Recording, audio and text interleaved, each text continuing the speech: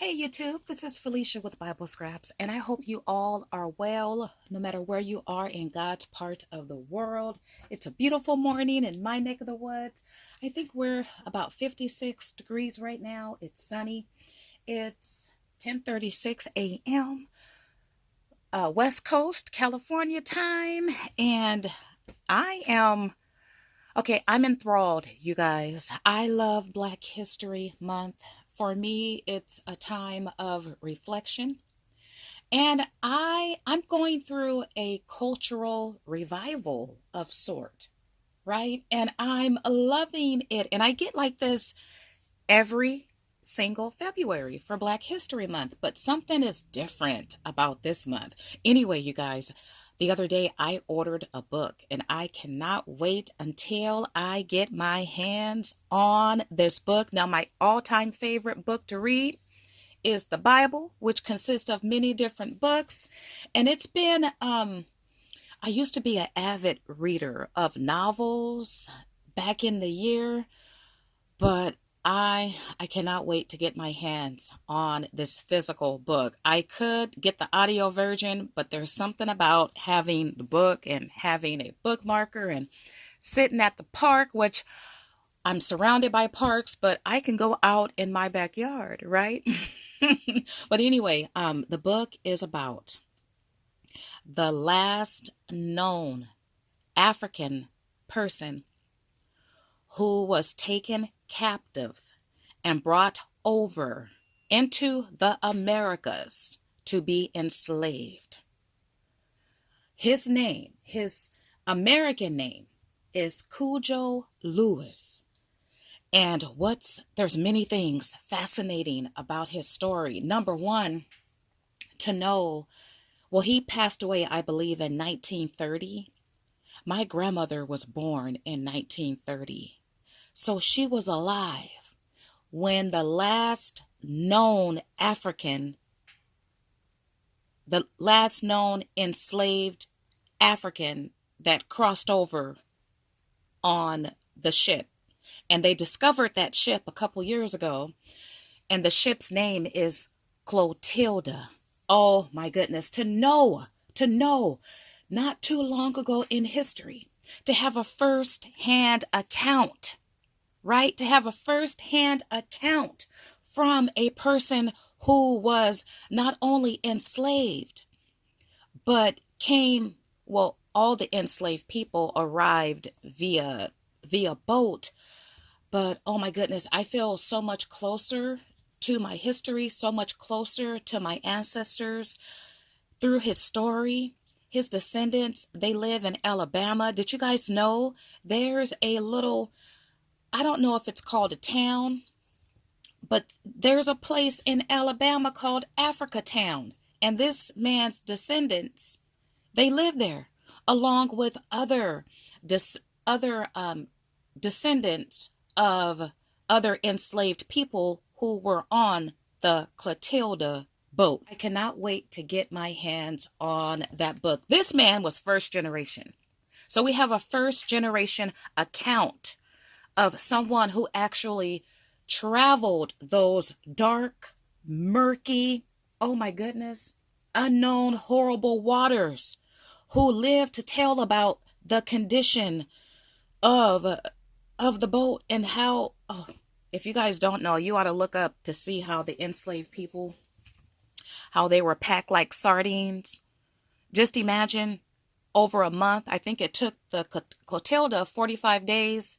Just imagine laying in your feces, laying in your blood, laying in your vomit, people. Oh, but we have a first-hand account from this man, and I am just enthralled about his story, which I will dedicate a couple pages. I'm still working on my Black History Journal. I cannot wait. That's so exciting, you guys. I'm taking my own crash courses in American history. I've been out of school for a while, so it felt like the learning stopped, but thank God for the internet. We can always actively engage in learning. But anyway, you guys, continuing with my series, celebrating Black History Month, A crafter's way. Well, I've been talking about sharing my Ebony Jr. magazines, and I never did. Now, for the last maybe five, I think 4 years, I have brought a series of videos celebrating Black history my way. And I think it was maybe the year before last, I brought you all a video sharing some vintage Ebony magazines, which, you know what, I keep forgetting. I think Ebony debuted in the 50s, if not 40s. But anyway, I love the vintage editions. And I shared a video, and I believe I have some editions back from the 40s or whatever decade Ebony debuted. I have them from 40s, 50s, 60s, 70s is my favorite year. And then I have some from the 80s too. And I probably shared this one. I'll quickly do a flip through. I get a kick out of the ads. I think, okay, did my mom and dad dress like that? But it's a lot of good information as well. Every now and again, I do go through and read the articles. A lot of good Black history. Like, look at, he is so cool, right? Look at the afro, my favorite. And then the cover says, is the afro on the way out? I hope the afro comes back. I hope, you know what? I might just sport an afro myself. But anyway, it's filled with a lot of great information and fun ads. So Ebony has been the premier African American magazine since it debuted. You can still buy actual prints, though a lot of magazines now, they're going digital. But anyway, you guys, Ebony Jr. I did not know about Ebony Jr. until 3-4 years ago when I picked up these. I had no idea. I always knew about the Ebony magazine, but I don't remember Ebony Jr., which is the Ebony magazine that catered towards children. So you are looking at, and I think I have more of these upstairs in my junk room. I think it debuted in the 70s. So let's take a look, and it stopped in the 80s, I believe.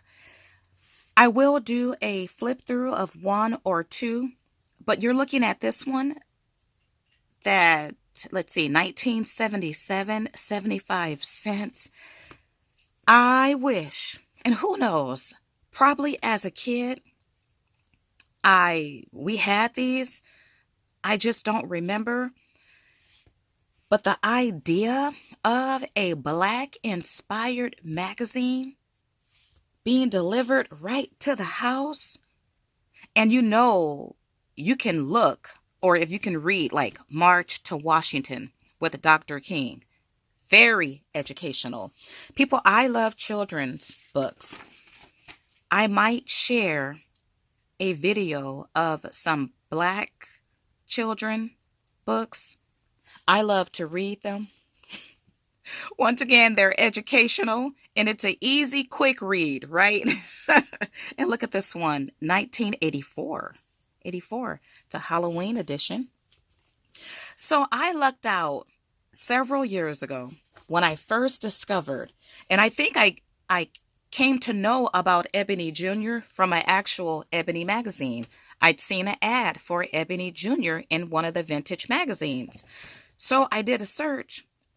And people, let me tell you, I lucked out. Thank you, Jesus. I found it was a listing on eBay for a whole bundle, 33 of these magazines, right, for bidding. Now, there were about 4 duplicates,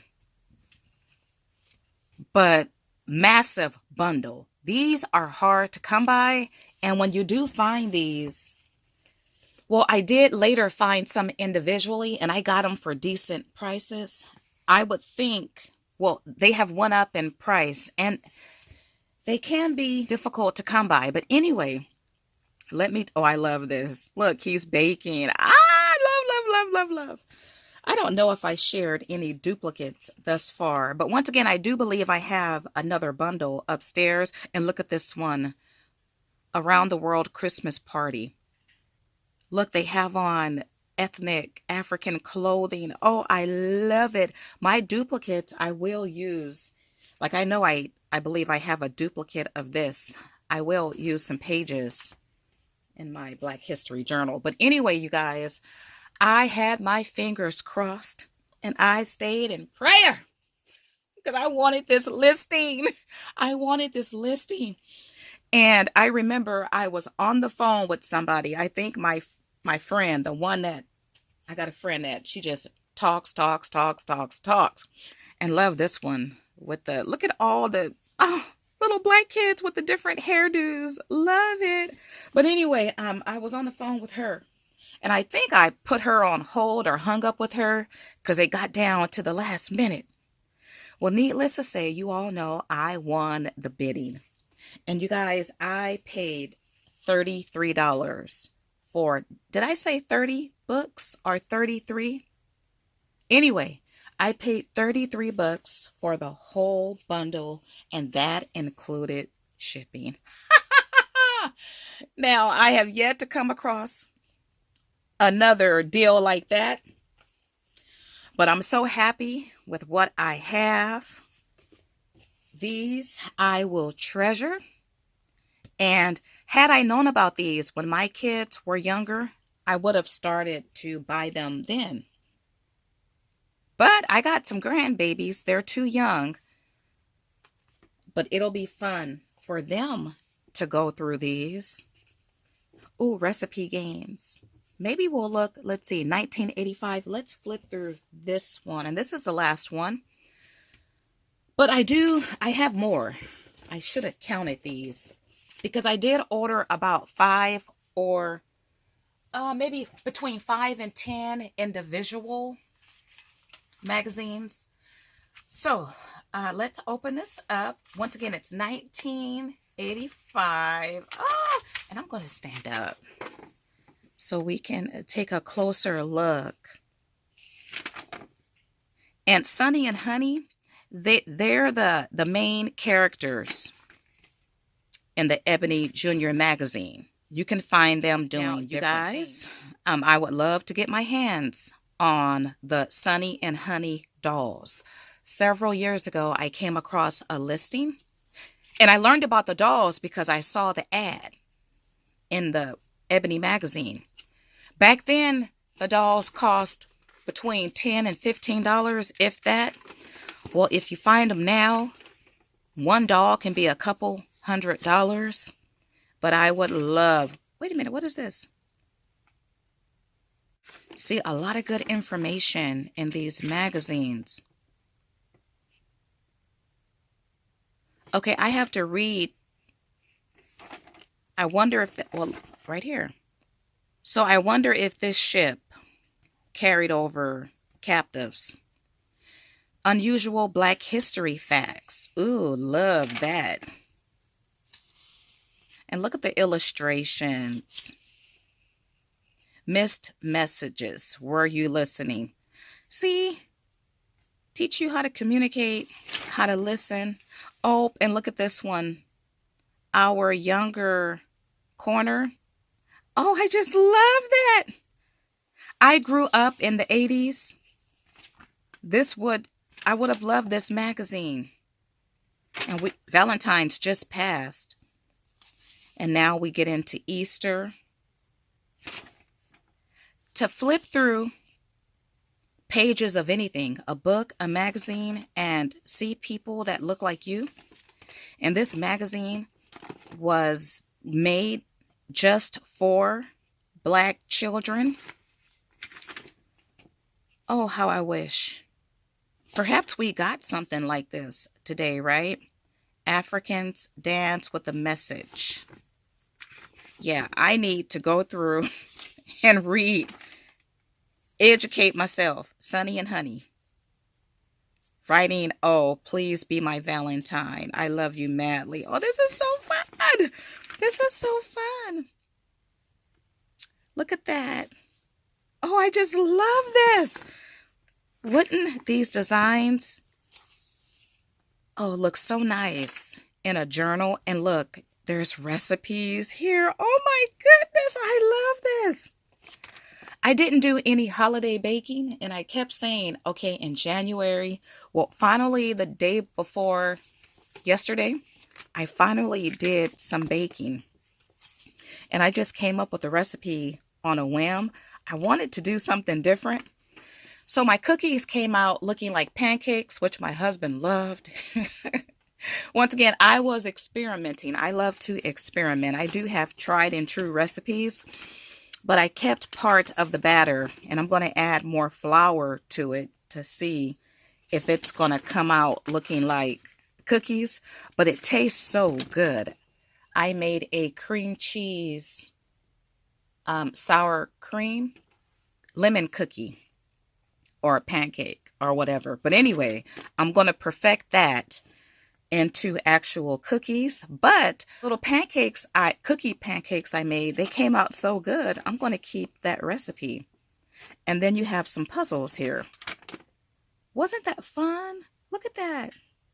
Oh, I sought my brother. Oh, okay, I have to read this. And then you have some children's artwork. Look at that, you guys. Look at that. Oh, nothing more beautiful than children's artwork. Okay, let me see if I could find one from the 70s. Oh, 1970. Let's see here. Is this the one? Yeah. Once again, I love the timeline here. Okay, look at the two elephants with the heart there. And this page here, oh my. So you have father reading to his two children and love the natural hairdo. But, oh wow, this brings back, oh my goodness, you guys, look over here at the record player. This brings back memories because I remember back in the year, a lot of black people decorated with a certain style. Black, and I'm having like these random visuals right now. But the animal print was really popular. And look at the animal print rug, the recliner, and then look at the wall. And look at this plant here. Oh my goodness. This is so, yep, reminiscent of the 70s. I love that. This would be a fun visual in a journal. A letter from Sunny and Honey, and shout out loud. We recognize some of these faces.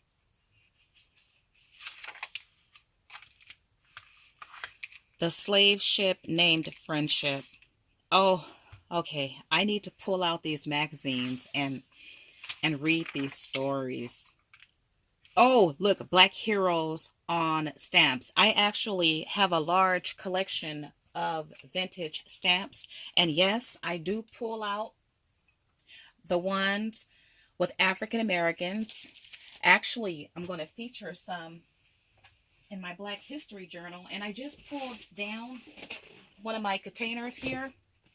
This is filled with vintage ephemera, and a lot of it is vintage African American. And I didn't go through this, but I forgot I had put some postage stamps to the side, and I have a lot more than this. But anyway, you guys, postage, I have been, okay, several years ago, I started a movement for myself called Mail Myself Mail. As a matter of fact, I just got, let me share this.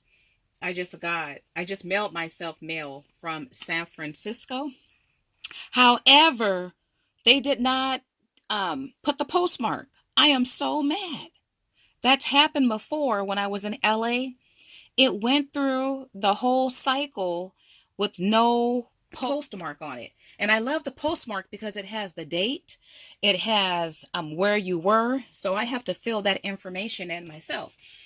Now, I say all that to say, since I started my movement, I have gotten into buying postage, the decorative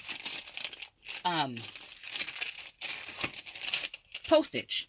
And you see some here. This is Kwanzaa, and I have Marvin Gaye. I think a new one came out for Black History. that I need to get to the post office and pick up. But anyway, you guys, postage stamps, they tell a story. You can learn about different types of history from postage stamps. And you see here Frederick Douglass, and I don't recognize, I might have that Salem Poor. But if you want to, like, sometimes what I do, if I come across a postage stamp and I don't recognize the person, well, that's one way I can increase my learning because I'll look up who that person was. So, anyway, I am into the postage stamps and I would love to have all of these. I might have some and don't know it. I had no idea that I would have so much fun. Okay, I shared a video several years ago, you guys, of a 33-pound box of used postage. And I'm looking around to see if I have any. Oh, you know what? I brought this from downstairs. There is some African. Who is this? Okay, I don't think she's black, but see, look, Ghana. This is used postage. Ghana again. These are perfect for junk journaling and for my Black History Journal. Okay, let's come back here. Look, I'm proud to be Black. Look at that. I just love it. Love the illustrations. And Sunny and Honey again. They look older right here. What? They got a baby. And I love her hair. Her hair looks like she has on earmuffs. Those two puff balls. Got puzzles. I don't recall Fannie Lou, so I can read this story about her. Black History Games. Ooh, wait a minute. You guys, I do have a vintage Black History game out there in my dirty, dingy, dusty garage. It's not this one. And I also love to collect vintage African American playing cards. Look, the Soulful Snowman. Isn't that fun? Oh my goodness, the stories, you guys. Did you guys have this magazine growing up? Oh, Ebony Jr. speaks. You got the news here. And look at her. I just love this. I love it. It teaches about the unit, the measurement. This is so fun. We need something like this. How exciting. Oh, I hope this magazine would make a comeback. The Slave Who Had to Be Free. So educational. Learning about your roots. I just love this. I don't remember this magazine. I have to ask my older brother. Oh, this is so fun. And more artwork. Children's artwork on the back. This is so fun, you guys. Okay. Oh, I'm going to have me some excitement for days because I do have more. I kind of counted these and this is not even 30. So I have at least 10 to 15 magazines upstairs somewhere. I'm going to put these back in chronological order, go upstairs and look for my other ones, but I'm going to keep a couple of these down here. And I do have a duplicate of this one. So I can pull pages from one of these to add to my Black History book. But if you all have enjoyed this video, why not like it? Give me a big thumbs up. Why not consider subscribing? Why not share how you celebrate Black History or how you have celebrated it in the past? What do you remember about Black History in school, primary school, high school, and college? Are you like me, out of school now, so you have to self-educate yourself? What are you reading? Leave it all in a comment below. All right, you all, I do want to thank you all for watching. As always, Black History blessings.